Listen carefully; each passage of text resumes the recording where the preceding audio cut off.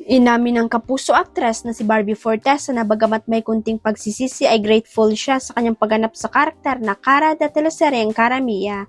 Sa kantong roundtable discussion na mapapanood sa Ang Walang Kwentang Podcast kasama ang kapwa-aktres na sina Cherry Pie Picache at Jody Santa Maria, ibinagi ng tatlo ang kanilang mga karanasan sa larangan ng pag-aartista.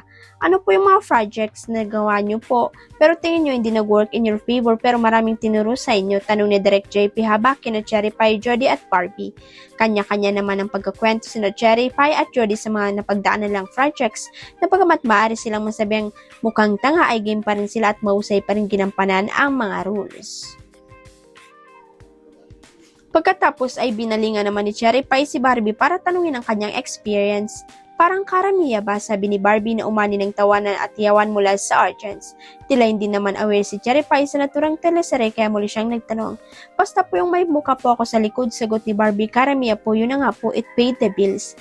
Ikwinento naman niyang isang instant kung saan maring sabi ng manonood na para siyang ewan, pero sa kabila nito ay ginawa pa rin niya ang best niya.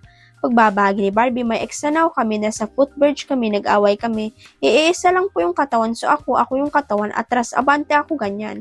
So to answer your question sa bata kong to, marami na po akong pinagsisihan, but again, it paid the bills. Ibinagi ni Fiang Smith ang kwento sa Infinity Ring na iniregalo sa kanya ni J.M. Ibarra. Sumaba kasi sila sa pushbet interviews kung saan ang isa sa mga tanong sa kanila ay kung ano ang paborito nilang regalo sa isa't isa. Sagot ni J.M. ay isang pocket gimbal camera habang ring ang mga para kay Fiang. Sa una ay trip lang daw ni J.M. na bigyan ng ring si Fiang pero paglilinaw niya, may meaning daw ang infinity sign na ito.